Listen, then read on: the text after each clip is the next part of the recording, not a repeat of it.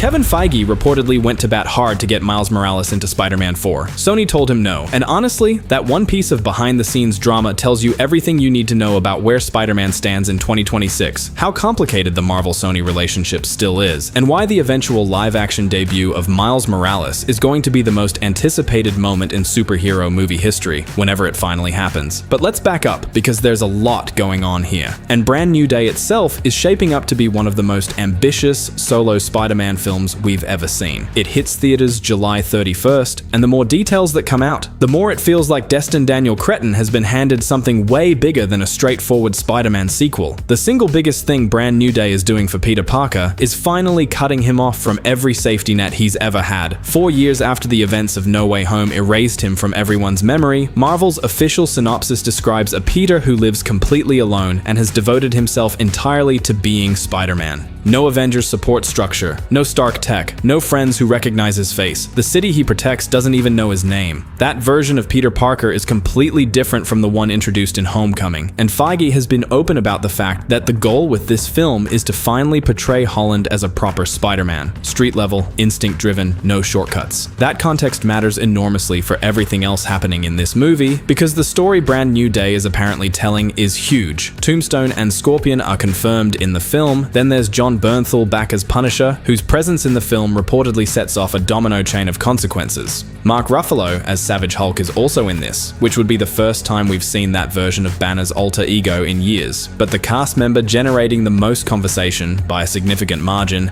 is Sadie Sink. At this point, the Jean Grey casting is essentially confirmed. Multiple outlets have reported it, the circumstantial evidence in the trailer is overwhelming, and Marvel's silence on the matter is doing exactly what Marvel's silence always does, which is fuel speculation until it becomes consensus. Based on what's been reported, Jean has been under Department of Damage Control surveillance for a long time before the events of the film. She ends up kidnapped and tortured by Damage Control, and Spider-Man rescues her. Think about what that means structurally. Brand New Day is not just a Spider-Man movie. It is quietly functioning as the first chapter of the MCU's mutant era. Jean Grey's introduction through a story about government surveillance, persecution, and a street-level hero deciding to protect someone the system wants to control. That's a genuinely interesting way to bring the X-Men into this universe. It echoes the best thematic DNA of the original Fox X-Men films without relying on any of the same visual or narrative shorthand. And Peter Parker, a hero who has always existed in a space of public distrust and institutional hostility, is the perfect character to shepherd that introduction. The fact that Liza Colon-Zayas is also in the film in what appears to be a detective role adds another layer of texture. Some fans have theorized she could be playing Rio Morales, Miles' mother, which would be a quiet but significant piece of setup. That's still unconfirmed, but it fits the pattern of breadcrumbs Marvel has been laying around Miles for almost a decade at this point.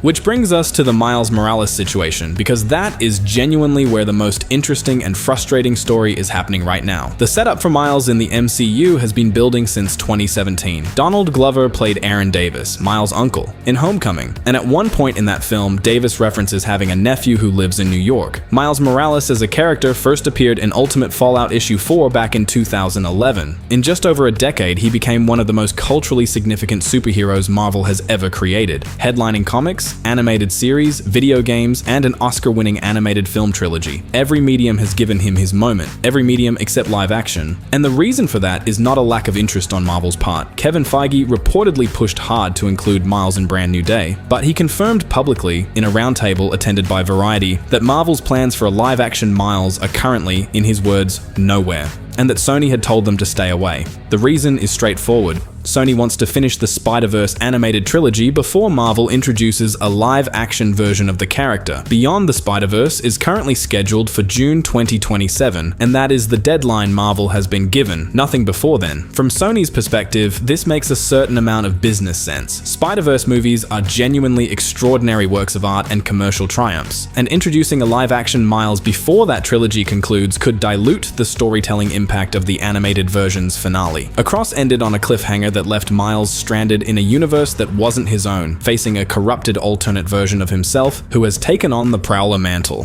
Sony does not want the conversation around that film muddied by a live-action introduction happening simultaneously. But rights are also a very real part of this. Sony owns the live-action rights to Miles Morales specifically. Any MCU appearance requires a separate, renegotiated deal, similar in structure to the existing Tom Holland arrangement, but with its own complications. Sony has also reportedly been exploring a standalone live-action Miles Morales project under their own banner, which could make future negotiations significantly more complicated depending on how each studio wants to use the character. Tom Holland himself has been pretty candid about all of this. In an interview, he said he would consider himself lucky to bring Miles into MCU. He clarified that his vision is not simply to hand off the role to a younger actor and step away. He actually wants to share the screen with Miles, to be there for that introduction. He compared the dynamic to what Robert Downey did for him, being the established mentor who gives the new hero legitimacy by standing next to them. Holland has specifically pointed to the storyline involving Aaron Davis and Scorpion from Homecoming as a natural in-universe entry point for introducing Miles. The threads are already there in the canon. The age math works. Holland is 28, which is old enough to credibly mentor a teenager. He's suggested that whoever eventually plays Miles should be young, maybe 16, possibly an unknown who gets launched into stardom through the role the same way Holland himself was. And with Holland having expressed a desire to eventually step back from the character, the arc essentially writes itself. Peter mentors Miles, Miles grows into the role, Peter steps aside. That's not just a satisfying narrative conclusion for Holland's run, it's also the most logical way to sustain the Spider-Man franchise in the MCU for another decade. The Insomniac video games already demonstrated exactly how well this dynamic works when it's executed correctly. Sony and Marvel have a literal working blueprint sitting right there, and given how closely the MCU has been mapping its street-level storytelling to the tone of those games, particularly with Brand New Day going back to the same urban New York grittiness, it would be strange if they weren't drawing from it.